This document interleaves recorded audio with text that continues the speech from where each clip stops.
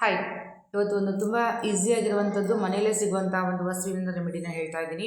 ಏನಪ್ಪ ಅಂದರೆ ಕೆಲಸದಲ್ಲಿ ಅಥವಾ ವ್ಯಾಪಾರದಲ್ಲಿ ತುಂಬ ತೊಂದರೆಗಳು ಬರ್ತಾ ಇದ್ದಾವೆ, ಅಡಚಣೆಗಳಾಗ್ತಾ ಇದ್ದಾವೆ ಅಂತಂದರೆ ನೀವು ಮನೆಯಲ್ಲೇ ಸಿಗುವಂಥ ಒಂದು ವಸ್ತು ಯಾವುದು ಅಂತಂದರೆ ಸಾಸಿವೆ. ಯಾವ ಸಾಸಿವೆ? ಎಲ್ಲೋ ಸಾಸಿವೆ. ಸೊ ಎಲ್ಲೋ ಸಾಸಿವೆಯಿಂದ ನೀವು ಏನು ಮಾಡ್ಕೊಳ್ಳಿ ಅಂತಂದರೆ ಮನೆಯ ಮಾಲೀಕ ಯಾರಿರ್ತಾರೆ, ಆ ಮನೆಯ own head of the family ಯಾರಿರ್ತಾರೆ ಅವರ ತಲೆಯಿಂದ 7 ಬಾರಿ ಎಲ್ಲೋ ಸಾಸಿವೆಯಿಂದ ನೀವು ಈ ಥರ ನಿವಾಳಿಸಿ ಕರ್ಪೂರದ ಜೊತೆಗೆ ಅದನ್ನು ಸುಡಬೇಕು. ಓಕೆ, ಕರ್ಪೂರ ಜೊತೆಗೆ ಅದನ್ನು ಸುಡೋದ್ರಿಂದ ಏನಾಗುತ್ತೆ ಅಂತಂದಾಗ ವ್ಯಾಪಾರದಲ್ಲಿ ಅಥವಾ ಕೆಲಸದಲ್ಲಿ ಆಗುವಂಥ ಎಲ್ಲ ರೀತಿಯ ಅಡೆತಡೆಗಳನ್ನು ಮತ್ತು ತೊಂದರೆಗಳನ್ನು ಏನಾಗುತ್ತೆ ದೂರ ಮಾಡಲಿಕ್ಕೆ ಸಾಧ್ಯ ಆಗುತ್ತೆ. ಒಂದ್ಸಲ ಮಾಡ್ಕೋಬೇಕಾ? ಇಲ್ಲ, ಒಂದ್ಸಲ ಮಾಡಿದ ತಕ್ಷಣ ಯಾವುದು ನಿಮ್ಗೆ ಇಮಿಡಿಯೇಟಾಗಿ ರಿಸಲ್ಟ್ನ ಸಿಗೋದಿಲ್ಲ.